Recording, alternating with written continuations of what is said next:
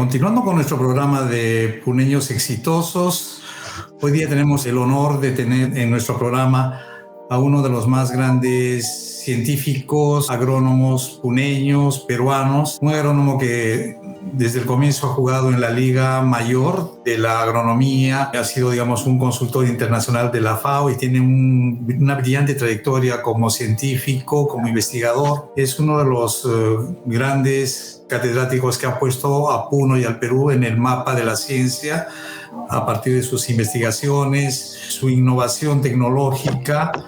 Él ha trabajado mayormente con granos andinos. Me refiero al doctor Ángel Mujica Sánchez. A pesar de haber nacido en Arequipa, de haber tenido una infancia en Cusco, él se ha afincado cerca de 50 años en Puno.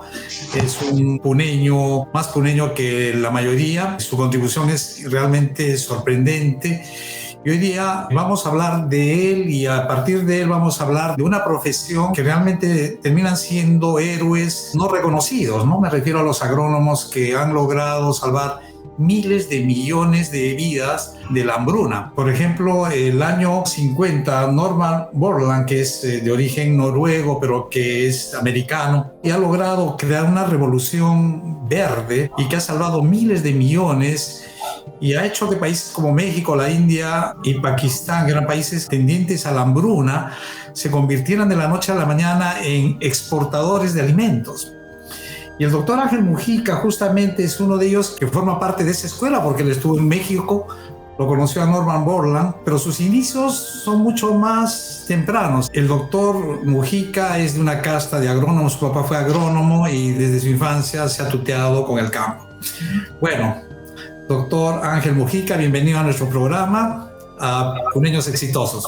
Antonio, muy buenos días. Alfredo, muy buenos días. Me da muchísimo gusto poder conversar con ustedes sobre las cosas bellas que tiene Puno y sobre todo nuestro Puno, ya que cuando uno habla de Puno, a uno se le hincha el pecho de orgullo y el corazón late más fuerte porque uno se siente contento, halagado y además con la fortaleza que nos da y el temple que nos da, digamos, el lago Titicaca, las maravillas que tienen los apus, el Cancharani, el Siyustani, todo eso. Entonces, cuando uno habla de Puno y habla con los puneños, se siente muy contento, muy halagado y muy reconocido.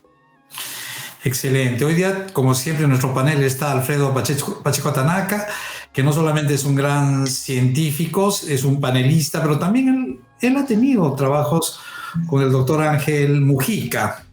Bienvenido, Alfredo. Sí, buenos días. Sí, con el doctor Ángel tuve la oportunidad de trabajar cuando terminé farmacia y quise hacer mi tesis. Entonces hablé con él para trabajar en el Centro Experimental de Salcedo, que quedaba ahí al costado del ESEP, ¿no? Y en ese tiempo era sobre el trigo de invierno. Mi tesis era tratar de hacer un análisis bromatológico del trigo de invierno para ver si es que servía para panificación o no, ¿no? Estaba muy interesante y me gustó mucho porque en ese laboratorio estaba muy bien implementado. En la universidad no teníamos ese tipo de laboratorio, teníamos de todo nuevo, de primera calidad, y eso sí me sorprendió bastante. Y en ese tiempo estaba todo muy bien, muy avanzado. Bienvenido, doctor Ángel, y este va a ser una muy buena entrevista. Doctor Ángel, usted pertenece a una casta de agrónomos, pero cuéntenos un poco su infancia, cuéntenos un poco su primaria, su secundaria, su trayectoria en Arequipa, en Cusco. Cuéntenos un poco cómo fue su infancia, su familia. Fabuloso. Mira, yo nací en Arequipa, pero solamente estuve 2 años en Arequipa, porque mi padre era cusqueño, mi madre era arequipeña, y entonces a los 2 años me fui a Cusco. Estudié primaria en una escuela fiscal de Cusco, pero no solamente en un lugar, sino en diferentes lugares, ya que mi madre era profesora, yo iba acompañando a mi mamá, inclusive yo estudié al pie de la Usangate, en una localidad que se llama Ocongate, y bueno, es algo curioso, yo hice transición 3 años seguidos. ¿Por qué? Porque como iba con mi mamá, primer transición, nada, no aprobaba. Segundo transición, nada. Tercer transición, recién aprobé, porque recién tenía la edad, ¿no? Porque siempre acompañaba a mi mamá. Bueno, la escuela secundaria estudié en la gran unidad Garcilaso de la Vega. En ese entonces habían becas. A los mejores estudiantes de primaria les daban beca, entonces yo era becario en la gran unidad, porque había que estudiar en ciencias o en la gran unidad, pero los únicos que daban beca era la gran unidad. Entonces yo preparado, ilusionado para ir de becario a la gran unidad. Yo no sé qué pasó, mi padre dijo, no, tú no vas interno ni becario, tú vas a ir como alumno regular. Entonces estudié así la secundaria. Una vez que terminé la secundaria, bueno, en mi juventud, todas las vacaciones teníamos que ir al fondo, pero no a jugar, sino a trabajar. ¿Y dónde quedaba el fondo? Estaba en el Valle del Urubamba, en Páchar. Entonces, y teníamos que trabajar.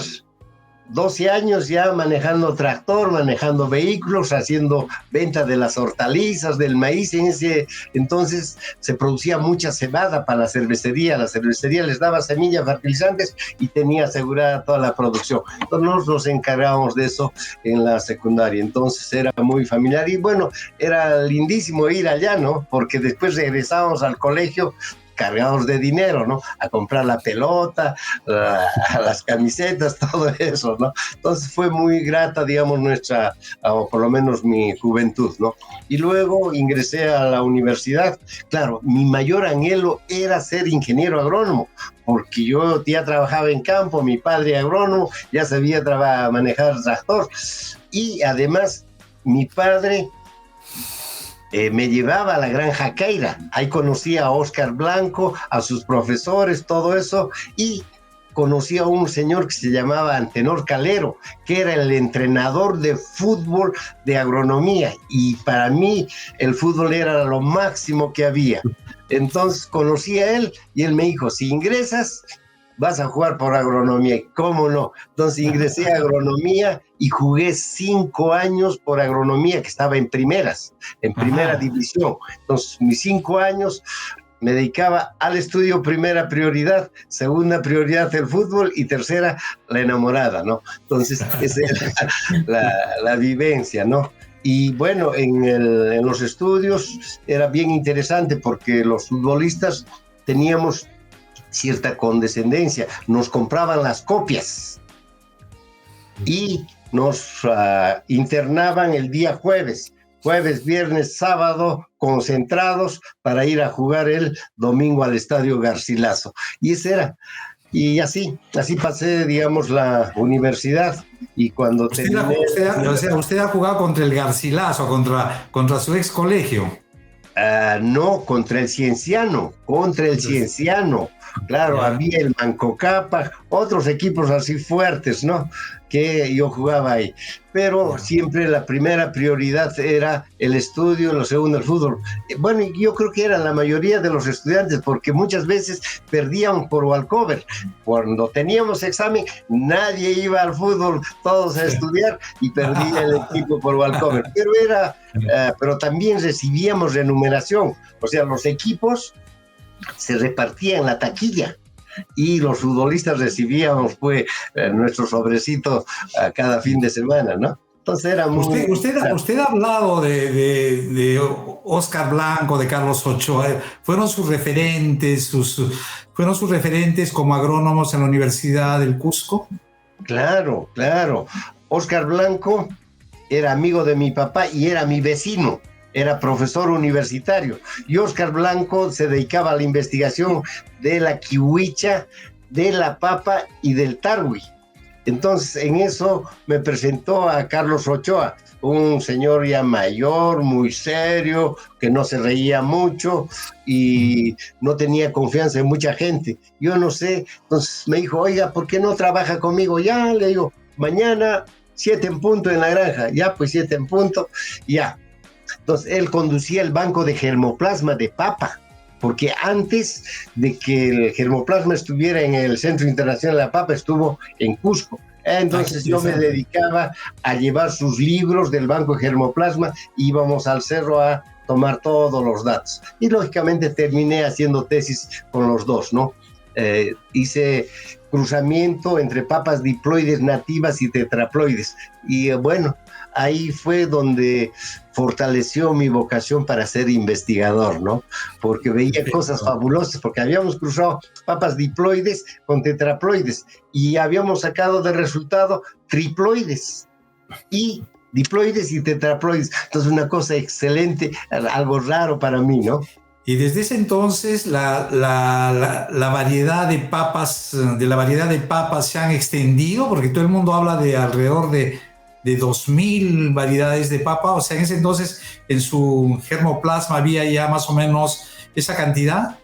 Claro, esa vez había 3.800, ahora actualmente hay 4.300 accesiones de papa, y justamente los nuevos híbridos que había creado Carlos Ochoa, Renacimiento, Antárquito, Masatito Condemaita, todo eso me los enviaba cuando yo fui a Puno. Tienes que probar en Puno. Entonces yo recibía cargamentos en el tren de esas papas para probar y enviaba los resultados.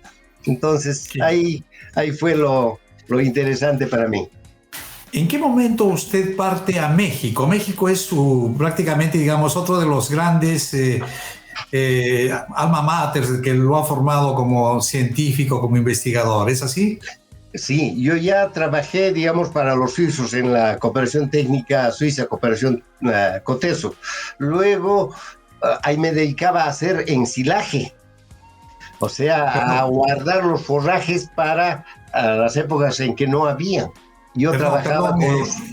Doctor, usted fue primero a Puno, antes de ir a México, ¿es así? No, fui a Chuquibambilla, a San Juan de Chuquibambilla, a un fondo liderado por los suizos. ¿Que pertenecía a la Universidad San Antonio Abad o a la Universidad del Altiplano? No, era un fondo manejado íntegramente por los suizos.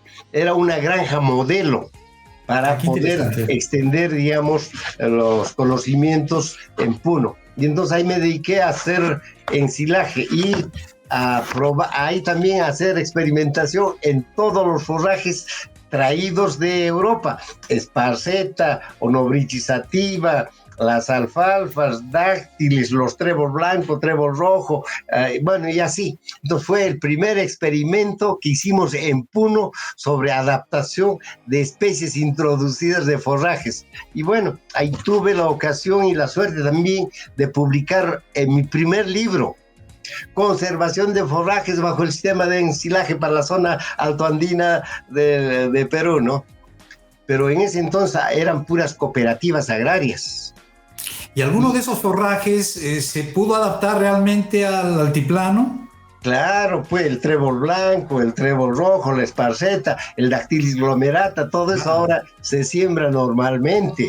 ¡Qué excelente! Y todo el sistema de ensilaje, ensilos trinchera, ahora se siembra en todo, se hace en todo el altiplano. Y mire, ahí tuve una anécdota interesante, era convenio con el Ministerio de Agricultura, y entonces los suizos habían invitado al director de Agricultura a Chuquibambilla, cenamos todo eso, le expliqué todo eso y le mostré la publicación que hicimos. Me dijo, no, Ángel, la próxima quincena tenemos una reunión con todas las cooperativas de Puno y tú tienes que dar una charla ahí sobre el ensilaje.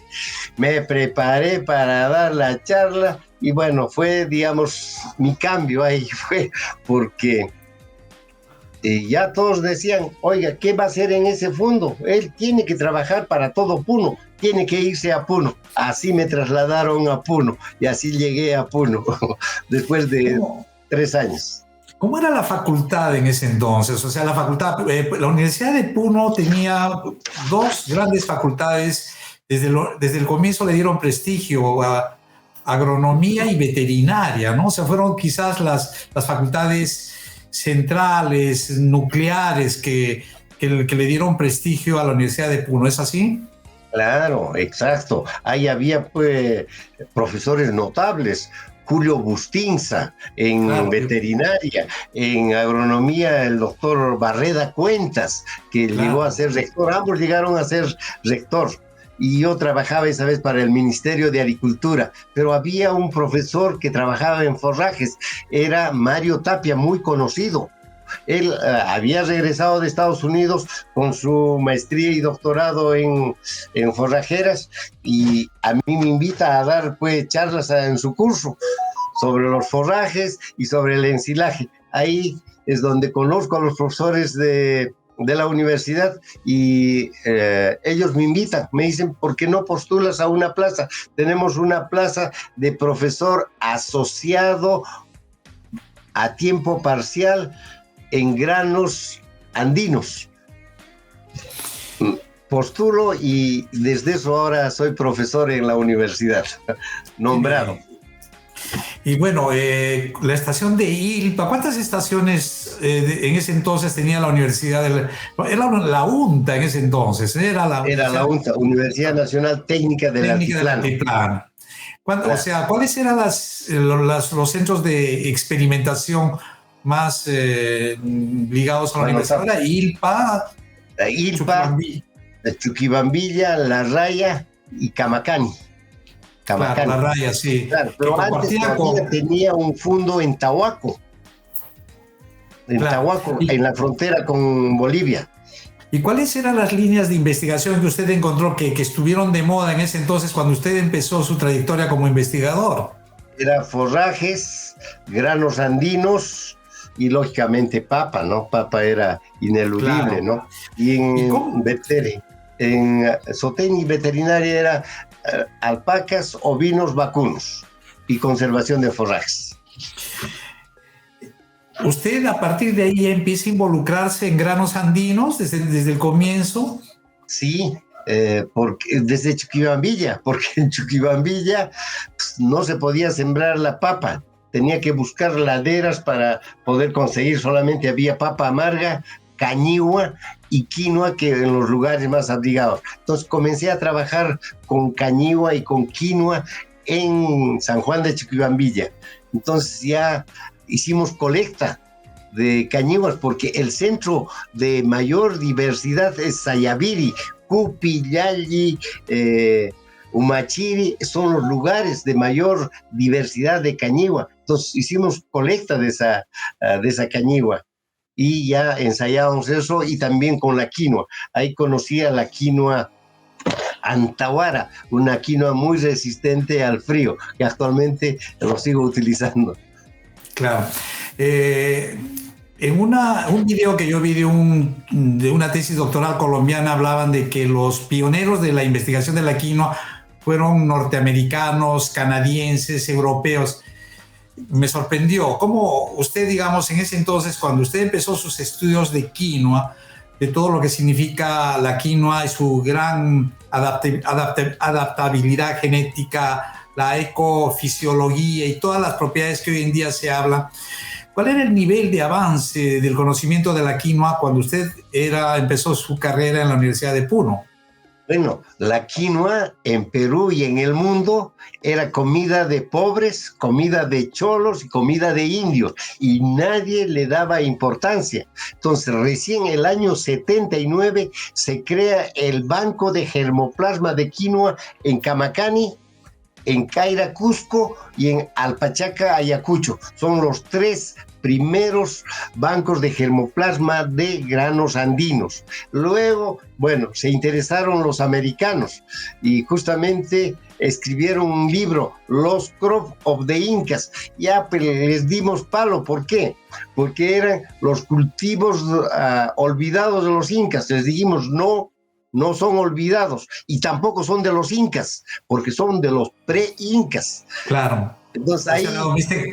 La domesticación de la quinoa es un proceso muy largo, ¿no?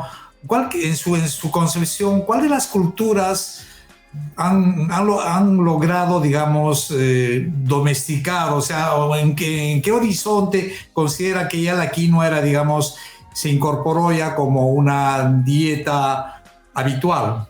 Claro, no hay duda de que los altiplánicos, en este caso los tiahuanacos, y antes de los tiahuanacos los lupacas, fueron los que domesticaron esta planta. ¿Y por qué? porque en el altiplano puneño tenemos todos los parientes silvestres: Chenopodium carnosolum, Chenopodium hircinum, Chenopodium ambrosoides, Chenopodium quinoa, especie melanospermo, Chenopodium incisum. Yo he encontrado toditos los parientes ancestros de la quinoa. Entonces es originario, aunque ahora se dice muchas cosas, pero ya, ahora que los de Emiratos Árabes han descrito el genoma de la quinoa, el pariente principal es la queñigua, Chenopodium pallidicauli. Entonces, qué interesante. Poco a poco la ciencia nos está demostrándonos todo eso, ¿no? La quinoa se puso de moda cuando la NASA la consideró como un alimento para ser llevado al espacio, ¿no? Cuéntenos un poco sobre eso. A ver, fue primero la kiwicha Amaranthus caudatus. Fue lo primero que llevaron los astronautas al espacio, y luego la quinoa. Y bueno, yo tuve tanta suerte que yo pasé 15 días con el primer astronauta latinoamericano, mexicano, que se llama Neri Vela. ¿Por qué? Porque yo asesoraba a una empresa que se llama Incasur en Perú, y cumplía esta empresa 50 años. Entonces invitaron a Neri Vela para ver los experimentos que hacía en el espacio, y a mí para ver los experimentos y los resultados que hacía en la Tierra. Fue interesante. Yo pude conversar a detalle todos los experimentos que hizo Neri Vela en el espacio, tanto con la quinoa como con la cañigua. Inclusive con él acordamos de que posiblemente uno de los cultivos que pueda colonizar Marte sería la quinoa. ¿Por qué? En Marte hay poco oxígeno y la quinoa crece hasta los 4.500, donde hay poco oxígeno. Necesita poquísima agua, que sí puede. La quinoa crece con 1/4 de capacidad de campo del suelo, y además es el grano más nutritivo, porque un solo granito da 3.000 semillas, lo que no ocurre con otras plantas. Entonces, estábamos soñando con eso, pero después se diluyó. Es una planta realmente increíble, realmente milagrosa. ¿Y en qué momento usted decide viajar a México? Cuéntanos su experiencia mexicana. A ver, en México, bueno, cuando yo trabajaba en el Ministerio de Alimentación, y luego me pusieron a trabajar en INIPA, el Instituto Nacional de Investigación Agropecuaria. Entonces había un convenio entre Perú y Canadá, pero era dirigido por un canadiense. Parece que tuvieron problemas y entonces acordaron con el gobierno peruano de que el director debía ser un peruano. Entonces me hice cargo del convenio Perú-Canadá muy joven, ¿no? Porque tenía a mi cargo 9 canadienses y más de 40 peruanos, ¿no? Jovencito. Bueno, como era investigación, tenía autoridad moral y autoridad técnica, ¿no? Entonces pusimos orden y bueno, ellos me ofrecieron dar una beca para ir a estudiar, porque siempre mi anhelo era estudiar una maestría, ¿no? Porque ya con los suizos iba a ir a estudiar al Instituto Mediterráneo de Zaragoza, porque esa era la condición para seguir trabajando con los suizos. Desafortunadamente el gobierno peruano, esa vez era el gobierno de Velasco, no dejaba salir a ningún profesional de Perú, fuga de talentos, y nadie salía. Entonces no pude estudiar maestría. Entonces tuve la oportunidad de estudiar con los canadienses. Ellos me dieron una beca familiar. Me fui con mi esposa y 2 hijos a estudiar a México la maestría. Bueno, en México fue muy interesante porque había que ser muy loco para hacer una tesis en quinoa, ¿no? En México, si uno no hace tesis en maíz o en trigo, no sirve para nada. Y me pusieron de consejeros al mejor triguero, Fidel Márquez, al mejor maicero, a Alanis Bucio, que había sido ministro de Agricultura, y yo con mi tesis de quinoa. No, me dijeron, estás loco acá. Otra vez insistí. Felizmente me tocó un buen consejero, me dijo, sí, vas a hacer lo que tú digas. Les expuse todas las potencialidades, hasta que por fin ellos dijeron, no queremos saber nada de este señor, que vaya con otro, nosotros no lo metemos, que siga con su quinoa. Entonces me pusieron otros jurados y yo seguí con la quinoa. Salió muy bien y bueno, llegué a ser el primer alumno en la maestría. Además, era maestría de 3 años. Y como yo ya tenía claro mi trabajo, llegué y sembré la tesis y pude hacer en 2 años la maestría. Alfredo, ¿tú tienes algo de qué comentar hasta la fecha? Sí, no, estaba pensando ahí de que también en la zona del altiplano también es el origen de la papa, ¿no? Claro. Entonces también de la quinoa, de todos. Entonces parece que fueran 2 cultivos diferentes, pero deben tener algo en común, ¿no? Para que esas zonas son las que sean el origen, ¿no? ¿Qué opinas sobre eso? Sí, efectivamente, en la rotación es papa, quinoa, luego viene otro cereal y luego viene tarwi.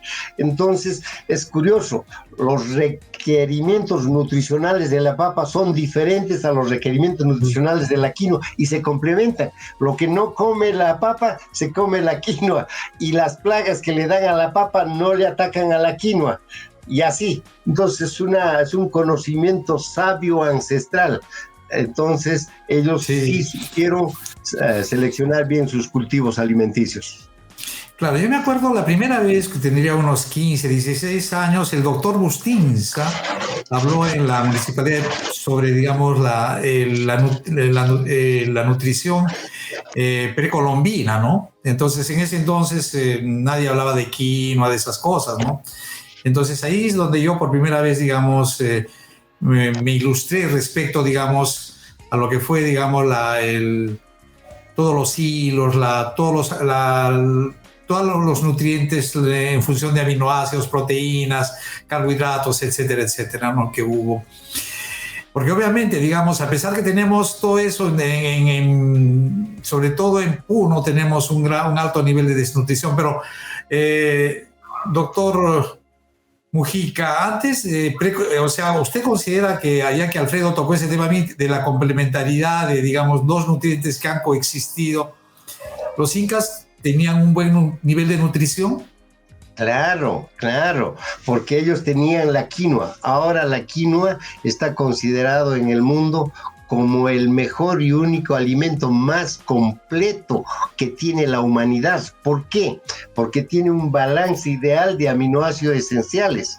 Tiene la lisina muy potenciada, y la lisina es el aminoácido esencial encargado del desarrollo de las células cerebrales, de todo el proceso cognitivo. Si a eso le sumamos los antioxidantes que tiene, es fabuloso. Y luego, complementado con la papa, los hidratos de carbono y otros nutrientes. Mire, la quinoa tiene altísimo contenido de hierro. Y usted como médico sabe de que el hierro se asimila en presencia de vitamina C y de ácido fólico. Y la quinoa tiene todo eso. Sin embargo, como se dice, todavía tenemos desnutrición, anemia en Puno, pero eso es por los malos hábitos alimentarios que ahora tenemos. En el altiplano, mucha gaseosa, mucha comida chatarra y todo eso, ¿no? Y eso es influencia de la radio, de la televisión todos los días. Pero nosotros estamos revirtiendo esa situación, ¿no? A través de la transformación, digamos, de la quinoa. Una pregunta. Ahora cuando estuve en Perú, estábamos tratando de hacer una investigación sobre la quinoa, porque hay una que tiene, bueno, la saponina de la quinoa, ¿no? Que hay que sacar la saponina para que le dé ese sabor amargo, ¿no? Y que había una variedad que tenía menos saponina, ¿no? O sea, la capa externa que era menor. Y eso creo que había más en la variedad de Bolivia, ¿no? Y que esa era la diferencia. Sí. Sajama, entonces Sajama. Sí, entonces eso hacía de que era más fácil venderlo porque tenía un proceso menos, ¿no? De sacar la capa. Eso. ¿Qué opinas sobre eso? A ver, justamente hemos trabajado bastante con que la quinoa tenga menos saponina, igual con el tarwi. También el tarwi tiene alcaloides y hemos buscado un tarwi libre de alcaloides, la variedad Inti, que sacamos en convenio con los chilenos, con los de Gorbea. Pero ahora yo soy genetista, ¿no? Entonces, no estamos yendo por el lado de bajo contenido de saponina ni de alcaloides. ¿Por qué? Porque las aves se consumen casi el 50% de la producción. Las otras plagas, los insectos, le hacen un daño terrible. Además, también la saponina le da protección a la sequía y al frío. Entonces, ahora también la tecnología ha sacado máquinas que te eliminan rápidamente la saponina. Entonces, nosotros ahora estamos yendo por obtener variedades con mediano contenido de saponina. Bueno, acabo yo de vamos a lanzar 3 nuevas variedades de quinoa, producto de cruzas simples y dobles, utilizando distancias genéticas. Claro. Que eso me hicieron en Alemania, porque pues en nuestra universidad aún no tenemos eso, ¿no? Entonces hemos hecho cruzas distantes y cercanas y lógicamente hemos seleccionado aquellas que tengan mediano contenido de saponina. Y justamente ahora en octubre vamos a liberar esas 3 nuevas variedades para, decimos para Puno, pero es para Perú y es para el mundo. ¿Por qué? La primera variedad que creamos fue la Salcedo Inia. Eso fue cuando yo regresé con la maestría. Hicimos cruzas dialéricas de 7x7 y lanzamos esa variedad. Hasta ahora se siembra en todo el país y en todo el mundo se siembra Salcedo Inia. Entonces pensamos que estas nuevas variedades también va a ser contribución de Puno para el mundo. Sí, otra pregunta. Y ahora en muchos países están produciendo quinoa, ¿no? ¿Eso no afectaría la producción de Perú? ¿No nos afectaría a nosotros que saquen otras variedades que nos ganen el mercado? Lógicamente va a haber competencia, pero nosotros tenemos la ventaja de que podemos producir quinoa orgánica. ¿Por qué? Con la altura 3.800, 3.900 hay menos incidencia de plagas y enfermedades, ¿sí? Y nosotros tenemos esa ventaja igual que Bolivia. Bolivia está sembrando a 3.900, todo el altiplano boliviano, los salares de Uyuni, Coipasa, Salinas de Garza y Mendoza están a esa altura. Entonces, nos tenemos esa ventaja y además también de que el contenido de aminoácidos y de proteína es mucho más elevado en la altura. ¿Y eso por qué? Porque tenemos mayor incidencia de rayos ultravioleta. Entonces eso hace de que tengamos esas características especiales únicas. Claro, doctor, a mayor estrés, mejor calidad de quinoa. Tengo entendido que la saponina es constante más o menos, ¿no? O sea, no es tan manipulable como, digamos, la presencia de aminoácidos esenciales o incluso de fierro, ¿no? Porque una de sus publicaciones que yo leí es, por ejemplo, la regalona chilena tiene el doble de la cantidad de fierro que la regalona española, por decirle, ¿no? O sea, mejor dicho, usted con la quinoa puede manipular usando diversas condiciones de humedad, de frío, de estrés, digamos, climático, ¿no? Generando diversos tipos de quinoa, porque obviamente las condiciones, supongo, en cada país es distinta, ¿no? Supongo que los árabes están interesados en otras condiciones. Por la sequía. Es muy resistente a la sequía. Claro, o sea, morfológicos, fisiológicos, anatómicos, bioquímicos y fenológicos para poder soportar estrés por falta de agua. Claro, o sea, pero a mayor estrés, mejor calidad de quinoa. Exacto, ¿es así? Exacto. Entonces, ¿qué le digo? Pero hay una cosa bien interesante, ¿no? Por ejemplo, ya que Alfredo ha tocado el tema, ¿no? Bolivia ha reducido en 50% su productividad de quinoa y el Perú ha incrementado el 50%. Y tengo entendido que la productividad, digamos, peruana o digamos es debido en función de los cultivos de quinoa en la costa. O sea, en función de tecnologías, de conocimientos, digamos, del desarrollo agronómico que Bolivia no lo tiene a ese nivel. Entonces, ¿cómo, digamos, o sea, la quinoa que se ha producido en la costa es una quinoa dulce? ¿Es así? No, A ver, lo que pasa en la costa, bueno, nosotros también hemos hecho ensayos en costa. Ahora trabajamos en Majes. Ahí se obtiene hasta 8 toneladas por hectárea de rendimiento. Riego por goteo, altísimos niveles de fertilización líquida y todos los controles habidos y por haber de plagas y enfermedades, de tal manera que es una quinoa convencional. Inclusive hemos tenido algunos problemas, ¿no? Cuando esta quinoa de costa se exportó, hicieron los niveles de pesticidas, superaban todos los niveles mínimos, ¿no? Entonces, inclusive nos devolvieron muchos contenedores, ¿no?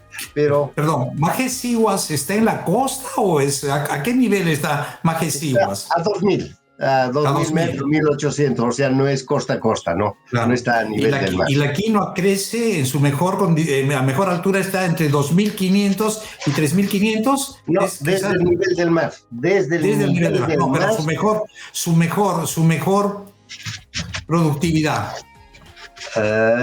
Bueno, depende de las condiciones de fertilización, riego, cuidados culturales, control de plagas y enfermedades, porque también producimos en Sullana, en Piura, también producimos en Virú, en Trujillo, también producimos en Tacna. Entonces depende de la fertilización, pero los mayores rendimientos se han obtenido en Santa Rita de Sihuas. ¿Por qué? Saben de que esta zona es el desierto más árido casi del mundo, inclusive más que el desierto de Atacama, pero con mucha agua. Tenemos pues, que se llama las represas, entonces podemos regar y además el agua no nos cuesta mucho, ¿no? Claro, ahora los bolivianos, por ejemplo, se vanaglorian o se sienten muy orgullosos de la quinoa real y ellos enfatizan que es, digamos, estás asociado al salar, a la salinidad de Uyuni, o sea, de un estrés salínico que genera un tipo de, digamos, de quinoa orgánica que es de buena calidad. ¿Qué opina de eso? Efectivamente, pero bueno, es que a veces nosotros nos dejamos impresionar por las cosas que se dicen. Mire, el altiplano peruano, el altiplano boliviano, el altiplano argentino y el altiplano chileno son los mismos, ¿sí? Solamente que Bolivia está a mayor altura, 3.900, Argentina, Jujuy, Salta, está a 3.400, Puno está a 3.800 y así. Entonces, lógicamente la quinoa real no solamente es de Bolivia, es de Chile, de Perú, de Bolivia y Argentina, ¿no? Y ahora también nosotros tenemos grano grande. La amarilla maranganí es de grano grande, de igual tamaño que se llama que la real boliviana. Y lógicamente estas nuevas variedades que nosotros estamos liberando tienen como progenitor a Pandela. Pandela es una real boliviana cruzada con Pasancaya, entonces tenemos grano grande también, porque se decía de que no se podía obtener grano en otras condiciones, y no es así. La misma Salcedo y Nia es de grano grande, no es de grano pequeño. Okay, sí, ahora hay bastante auge del consumo de quinoa en el mundo, ¿no? Pero temo que eso sea igual una ola, ¿no? Y que pase esa ola y que ya no sea tanto la quinoa. ¿Usted puede pensar en otra especie que salga de Puno que pueda, digamos, reemplazar a la quinoa cuando, digamos, hay mucha competencia de quinoa? ¿Podemos entrar en una nueva ola de otro producto? Claro, ahora con el cambio climático tenemos la cañihua, que es hermana menor de la quinoa, y luego tenemos el tarwi, el Lupinus mutabilis. En Europa tenemos el Lupinus albus, Lupinus luteus, Lupinus angustifolius, que son dulces, pero el nuestro es amargo, con alto contenido de alcaloides. Yo quería hablar sobre la saponina. En Puno necesitamos saponina, ¿saben por qué? La saponina tiene acción hemolítica de la sangre y en la altura tenemos a formar muchos glóbulos rojos y por eso muchos puneños tenemos poliglobulia, y cuando consumimos quinoa con saponina estamos nivelando nuestros niveles de exceso de glóbulos rojos. Entonces, vean, hay cosas que parecieran ser inconvenientes, pero son favorables. Igualmente ocurre, digamos, con los alcaloides del Tarwi, ¿no? Decían, no, es muy amargo, y efectivamente es muy amargo, pero estos alcaloides ahora se utilizan para hacer bioinsecticidas. Entonces, hay otra ventaja, igual la saponina. Claro, pero hay una cosa que también, ¿no? O sea, el fenómeno de la quinoa es un fenómeno donde contribuyen varios factores, ¿no? En principio, digamos, es el hecho de que en los países consumidores el nivel de vida elevado, la mujer se ha incorporado al trabajo, la gente ha empezado a comer más saludable, entonces se ha reconocido la enfermedad celíaca, una serie de enfermedades donde, digamos, tradicionalmente el gluten o ese tipo de alimentos se han desprestigiado. Y bueno, todo eso ha contribuido, digamos, a que la quinoa encuentre en esta coyuntura, digamos, mercado, ¿no? Aparte que Perú, digamos, ha desarrollado un buen exportador, el Tratado de Libre Comercio, etcétera, etcétera. Entonces han habido varios factores concurrentes que han hecho de que la quinoa se posicione en el mundo, ¿no? Pero yo creo que una de ellas es el hecho de que la gente en los países, en Europa, en Estados Unidos, come saludable. Pero aún así tenemos el reto, o sea, la quinoa, por ejemplo, yo que vivo en Finlandia, ¿no? ¿Dónde la veo? La veo en las ensaladas, ¿no? Pero sería excelente que no solamente esté en las ensaladas, sino esté en risotos, en pesques, o en sopas, o en tortas, y no lo está todavía. O sea, mejor dicho, nosotros tenemos una potencialidad de expandir la quinoa a partir de cambios en el consumo o en la utilización. ¿Está de acuerdo con lo que yo digo? Perfecto, porque si no difundimos las formas de consumo, vamos a sesgarnos con 2 o 3 usos. Sabe de que la quinoa tiene 150 formas diferentes de prepararlas, con sabores y aromas totalmente diferentes. Además, tenemos muchos platos tradicionales, ancestrales. Por ejemplo, la paruja, no sé si ustedes la han escuchado, es quinoa con sangre de llama. Es pues un poderosísimo alimento. Tenemos el muku. El muku es como una papa rellena de quinoa con carne de llama. Tenemos el famoso quispiño, no sé si ustedes han escuchado, y sobre todo el quispiño negro, que se hace de la variedad silvestre. ¿Y saben qué? ¿Usted tiene algún libro sobre eso que puede ilustrar a la gente? Claro, tantos libros he escrito para la FAO. El cultivo de la quinoa, alimento ancestral, algo así. Entonces, la FAO lo ha publicado en todo el mundo en español y en inglés. Lo pueden encontrar ustedes. Claro, yo he recibido los derechos y he cedido a FAO todos los derechos. Ellos pueden publicar en el idioma que quieran, lo que sea, ¿no? Entonces, todo eso. Por ejemplo, el quispiño tiene bastante litio. Y uno dice, oiga, ¿y qué? ¿Y por qué los campesinos consumen el quispiño negro después de un entierro? Para evitar la pena, melancolía, estrés, consumen el quispiño negro. ¿Ve? Entonces, cuando nosotros hacemos el análisis, ¿qué tiene? Litio. Pues entonces, así hay tantos conocimientos ancestrales, claro. Saberes que nosotros decimos, no, esa cosa negra que se va a comer, ahora es una delicia comerse un quispiño negro, ¿no? Y así, hay otros, la pizarra, por ejemplo, ¿no? Que es la quinoa graneada, pero tiene un especial temple, ¿no? Tiene que tener cierta cantidad de saponina para que pueda explotar y reventar, ¿no? Entonces, tenemos un quinoto, pero así grande, ¿no? Claro. Bueno, a ver, ahora sí vamos a la parte propositiva, la parte, digamos, ¿qué haría usted para potenciar la investigación en la Universidad de Puno, en granos andinos, en todo lo que es eso? Por ejemplo, ¿usted considera que en la Universidad de Puno existen todos los laboratorios equipados para que pueda, digamos, consolidar todas las líneas de investigación que usted desearía? Bueno, la Universidad de Puno ha crecido mucho, es bastante, tiene todas las carreras profesionales, 35 carreras profesionales, y cada uno con edificios completos y con laboratorios. Lógicamente, los laboratorios no están bien implementados o se implementan y luego no se utilizan en forma adecuada. ¿Por qué? Porque los que te venden los laboratorios, los aparatos, te dan un tiempo determinado para poderlos calibrar. Además, hay que calibrar constantemente. Entonces necesita que la gente esté preparada para esas cosas. Miren, hemos tenido un microscopio electrónico en Puno. No ha funcionado ni un mes. Y eso vale. Bueno, pero claro, miles. Eso es triste, ¿no? Eso es triste, Claro. ¿no? Porque obviamente yo pienso que un país o una región donde el recurso escasea, digamos, el no crear, digamos, factibilidad tecnológica, porque obviamente si algo tiene que comprarse, tiene que ser cumpliendo todos los requisitos del proceso, incluso el entrenamiento de la gente que lo va a usar. Pero en fin, creo que ese es otro tema.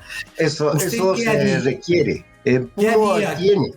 Ahí, por ejemplo, tenemos 5 espectrofotómetros de absorción atómica, pero acá Alfredo debe saber que hay que calibrar, porque si no está calibrado adecuadamente, eso no va a funcionar, ¿no? Pero entonces, mejor dicho, lo que usted me quiere decir es que no se usa, hay muchas cosas que no se usan. Exacto, hay mucha desidia, digamos, y además también en general en nuestro país la investigación no tiene el nivel que le corresponde, no tiene el estímulo, el apoyo necesario, ¿no? Ahora recién, a través del RENACYT, que algunos somos investigadores RENACYT, recién se está valorando, ¿no? Porque un profesor RENACYT tiene un 50% más de haber que otro profesor normal. Entonces, la gente está esforzándose por hacer investigación, pero lógicamente eso tiene sus vaivenes, ¿no? Una persona de 50 años que quiera comenzar a hacer investigación, necesita formación, inclusive de ética, de valores, de responsabilidad, de todas esas cosas, ¿no? Porque los investigadores no se hacen de la noche a la mañana, ¿no?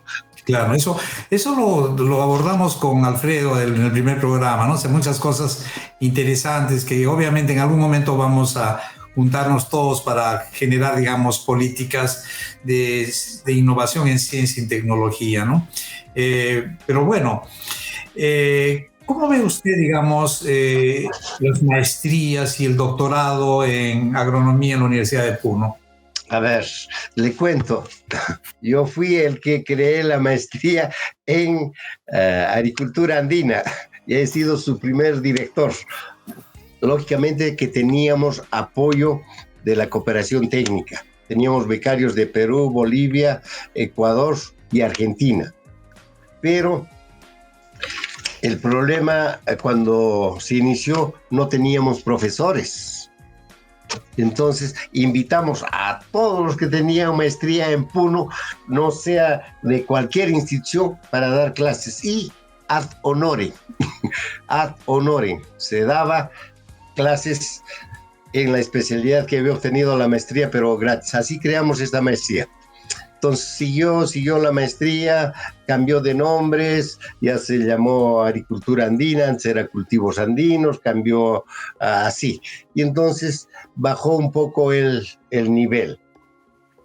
Y hubo proliferación de maestrías. Actualmente, cuando yo era director de la escuela de posgrado, ya habían 13 maestrías. Claro. Y dígame una cosa, por ejemplo, ¿cuántos de esos proyectos, de esas tesis, se han materializado, digamos, en enriquecer la cadena productiva de la quinoa, ¿no? O sea, darle más valor agregado. Sí, lógicamente eso ha contribuido enormemente, ¿no? Ahora tenemos leche de quinoa gracias a esas investigaciones.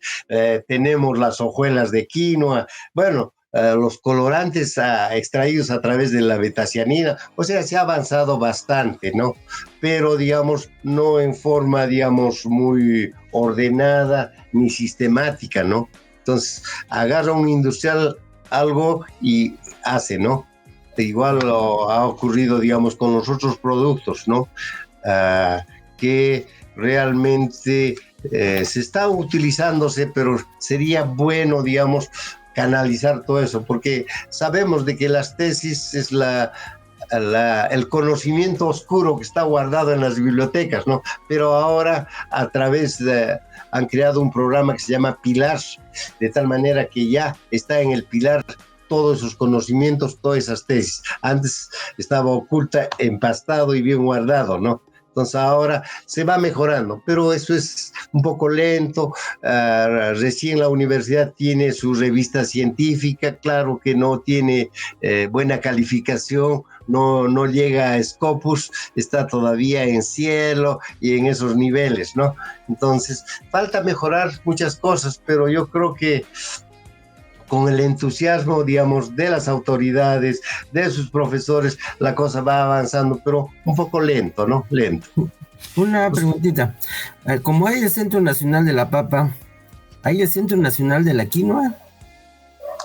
Sí, en Bolivia está el SIC, Centro Internacional de la Quinoa, pero ha sido una decisión unilateral del gobierno boliviano. Bueno, yo participé en eso, porque siempre nos llaman los colegas bolivianos, vamos a formar el Centro Internacional, queremos tu apoyo, vamos, y fue más que una decisión técnica, una decisión política, ¿sí? Eso fue, porque la idea era formar el Centro Internacional, pero a través de nuestras cancillerías, Perú, Bolivia, Ecuador, Chile, Argentina, Colombia, pero fue una decisión y sacó su resolución y ahora funciona el Centro Internacional de la Quinoa en Bolivia y solamente con los bolivianos. Y lógicamente en esta última reunión nos han pedido ser asesores científicos de ese Centro Internacional. Entonces hemos ¿no se podría crear un centro de la quinoa, de investigación de la quinoa en Puno, por ejemplo, con cooperación internacional? Claro, exacto, la idea era eso, pero tú sabes, tenemos centralismo de Lima, ¿no? Con decirte de que el Congreso Mundial de Quinoa que se realizó en Puno fue organizado por el Ministerio de Agricultura de Lima. Sí, pero también la decisión de las universidades. Por ejemplo, ahora hay un concurso para doctorados, no sé si sabe, ¿no? Para hacer doctorados a nivel nacional. Claro, y Puno no sé si está participando, ¿no? Esa era la oportunidad para hacer maestría, para hacer doctorados en quinoa, por ejemplo, ¿no? Que Puno tendría la ventaja, ¿no? De tener investigadores como usted, de que puedan colaborar con investigadores de otro sitio y hacer un buen laboratorio de quinoa, ¿no? Esa era una buena oportunidad porque Puno tenía la ventaja, ¿no? De donde se produce la mejor quinoa. Entonces, me imagino que estarán aprovechando esa oportunidad, ¿no? Porque hay, creo que cada doctorado, que son 2 millones, como 8 o 10 millones de soles, ¿no? Que van a dar para cada doctorado, ¿no? Entonces, ahí la universidad debe entrar. Como son, digamos, fondos concursables, entonces no solamente va la parte técnica y científica, sino también va el prestigio de las universidades, ¿no? Se presenta la agraria y la agraria tiene que ganar, ¿no? Porque si no... No necesariamente, porque el 50% tiene que ser de provincias, ¿no? 50% de los 100 elegidos tienen de Lima, el 50% tiene que ser en provincias. Ya. ¿No? Entonces tiene ventaja. Y usted que tiene contactos internacionales, ¿no? O sea, podría tener fácilmente hacer un doctorado internacional, ¿no? Con México, con acá en Europa, que usted tiene, usted podría ser el director de ese laboratorio, ¿no? Ya a nivel internacional, ¿no? Sería fabuloso. Bueno. Ingeniero, otro tema interesante es, ¿no? Por ejemplo, la agricultura tradicional y la agricultura moderna, ¿no? En el Perú, digamos, la agricultura moderna orientada a la exportación ha sido quizás un boom, y todavía la agricultura tradicional, digamos, sigue rezagada, ¿no? O sea, en Puno tenemos más la agricultura tradicional. O sea, si hablamos de la quinoa, digamos, de granos andinos, obviamente tiene que ser, digamos, involucrando a todos los agricultores de la agricultura tradicional, pero es posible también que podamos incorporar tierras hereáceas o tierras no utilizadas para crear, como por ejemplo en el norte del país, digamos, mayor superficie para extender frontera agrícola para exportación de granos andinos? Sí, mire, sí. A ver, en nuestro país casi tenemos 100,000 hectáreas de andenes abandonados. Entonces podríamos recuperar eso, lógicamente, con inversión, con conocimiento técnico, porque hubo muchos proyectos en Puno para hacer, digamos, infraestructura, ¿no?, de andenes. Lógicamente, muy politizados y hechos sin ninguna base técnica, sin conocimiento ancestral. Pensaban de que era poner muro y arar el terreno y se acaba. No, los andenes son tierras transportadas. Igualmente hubo un proyecto de los famosos huaruhuarus.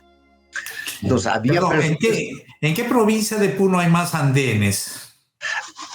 En la zona de Pomata, Huancané, Vilquechico, ahí tenemos. Y en la zona de Cuyo, pues, están los andenes más notables de Puno. Y va desde el nivel del mar hasta casi los 5,000. Y es una muestra clarísima cómo los pisos altitudinales influyen en la producción agrícola, ¿no? Pero yo ¿podemos exportar? ¿Puno podría ser un exportador de quinoa? Claro, actualmente exporta. Ahí tenemos muchos exportadores de quinoa orgánica. Tenemos el modelo Cabana, que bueno, yo siempre llevo a mis alumnos ahí para que vean, claro, es ayuda de la cooperación técnica que cumple todos los estándares y los ISOs para la exportación. Lógicamente hay cosas que no funcionan bien, ¿no? Por ejemplo, ¿cómo exportamos? Bolsas de papel sin ningún nombre. Y Europa agarra y pone lo que él gusta, ¿no?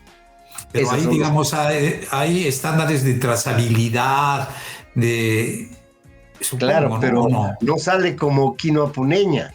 ¿Sí, no? Y claro, en Europa ya agarran y le ponen que la que tiene más ventaja quinoa boliviana, ¿no?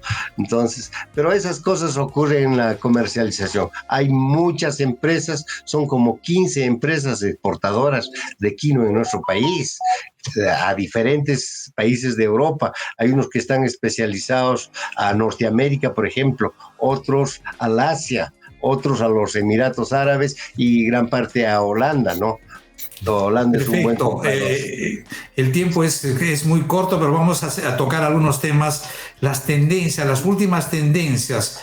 Usted me dijo que en Caral habían encontrado vestigios de un maíz andino. Y quinoa. De quinoa, perdón. De quinoa también, ¿no? Y de maíz también, un protomaíz. El protomaíz, o sea, confite puneño.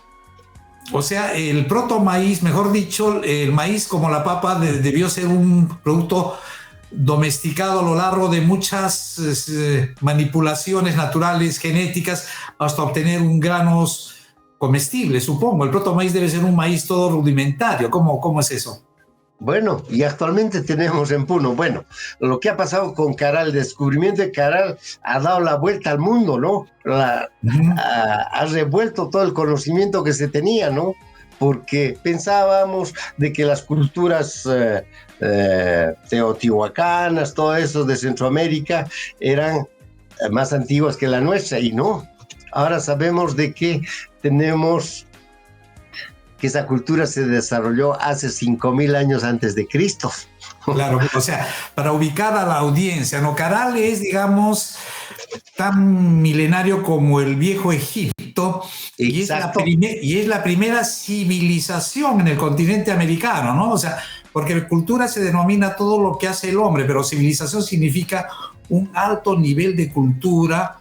Civil es ciudad, o sea, mejor dicho, Carales viene a ser, digamos, una alta expresión elaborada de cultura donde se desarrolló sobre una integración de pescadores con agricultores, ¿no? ¿Fue así, doctor? Exactamente, fue así. Entonces, ellos ya cultivaban el algodón, maíz, quinoa y tenían otros productos que actualmente, digamos, lo estamos utilizando, ¿no? Entonces, lo del maíz yo me interesé bastante. ¿Por qué? Porque yo daba el curso de recursos genéticos en la maestría y tenía pues estudiantes ya mayores, no todos ingenieros, ya maduros, ¿no? Entonces hicimos una colecta de germoplasma de maíz altiplánico llegamos a colectar 260 accesiones diferentes en el lado peruano y en el lado boliviano. Lógicamente, en el lado boliviano colectaban los colegas bolivianos, ¿no? Porque ahora ya hay muchas restricciones, ¿no?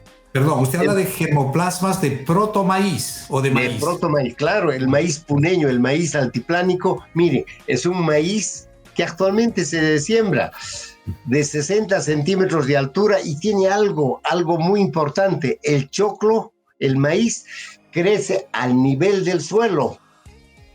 Al nivel del suelo, mientras que el maíz cultivado tenemos a partir del cuarto nudo. Entonces, en el primer nudo, ¿y por qué?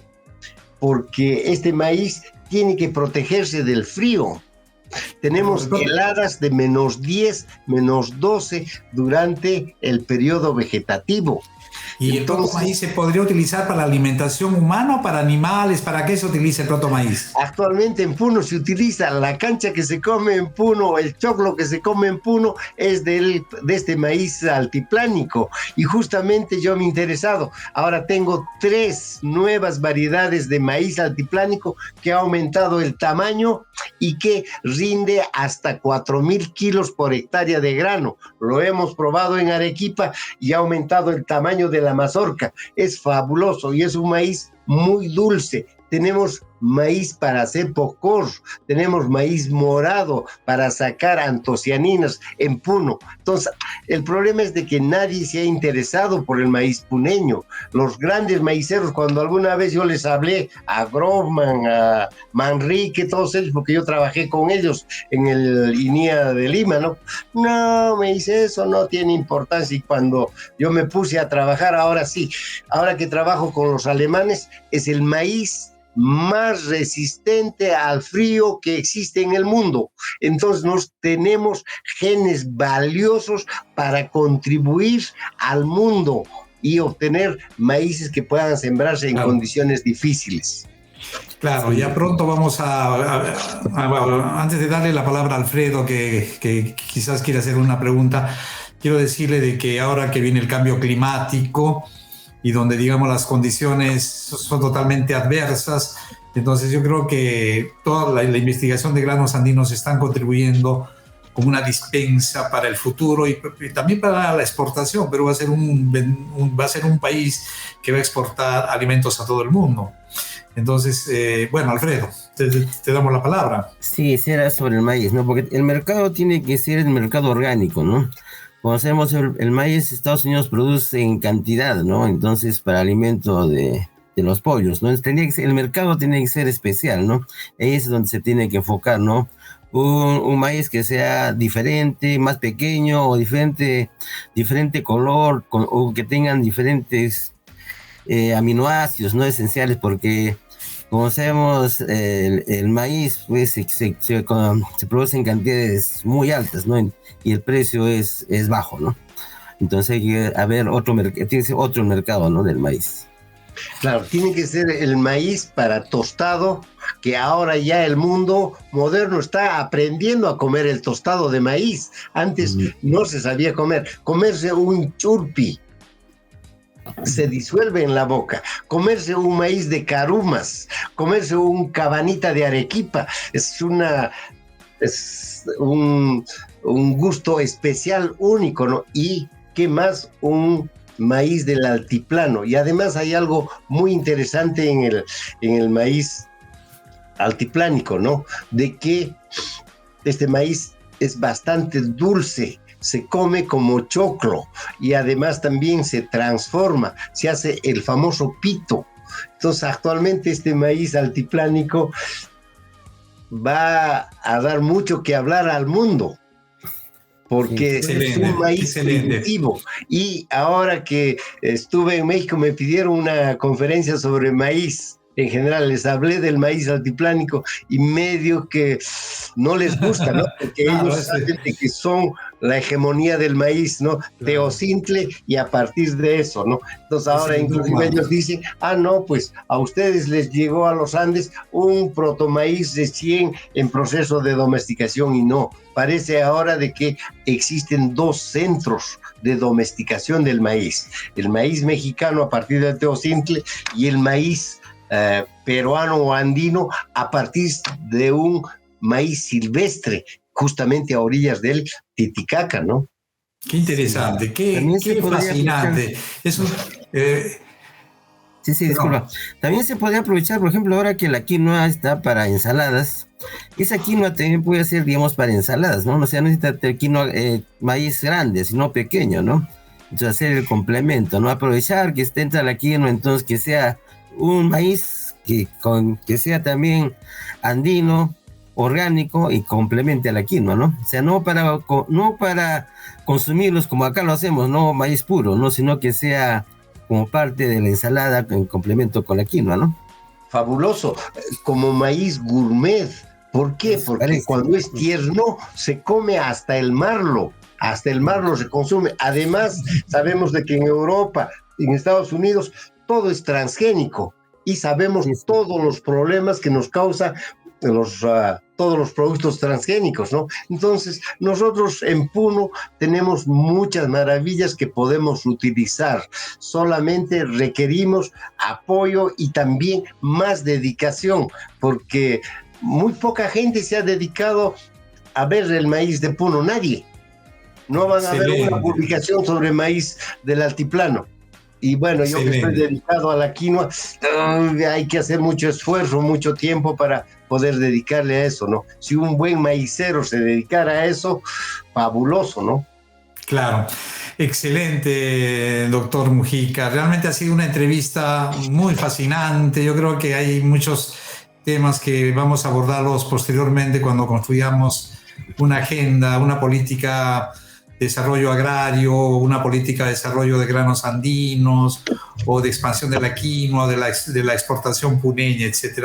Hay varias líneas que vamos a demandar o vamos a necesitar de su opinión. Queremos, doctor Mujica, que se despida de nuestra audiencia. Efectivamente, pero antes de despedirme, déjenme hablar algo maravilloso que tiene Puno. Es el único lugar del mundo donde se conserva la mayor diversidad y variabilidad in situ. ¿Esto qué quiere decir? El mundo se ha dado cuenta de que hay que guardar todos los recursos genéticos. Para eso hemos creado los bancos de germoplasma. Inclusive en Noruega tenemos el banco en el permafrost, ¿no?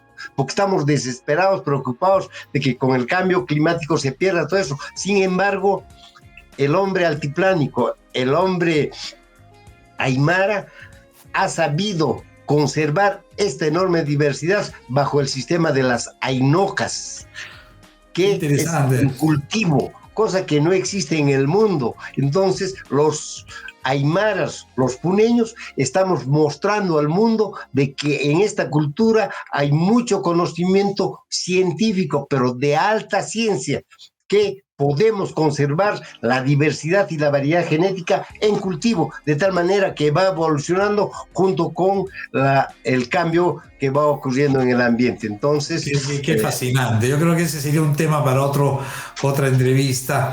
Bueno, el tiempo es nuestro esclavo. Entonces, Alfredo, te damos la palabra para que te despidas. Sí, muchas gracias, doctor Ángel, por esta entrevista. Ha sido muy ameno y bastante emotivo, ¿no? Porque como dijo más antes, ¿no? Cuando uno habla de la tierra, pues se emociona, ¿no? Entonces, esta entrevista es muy rico.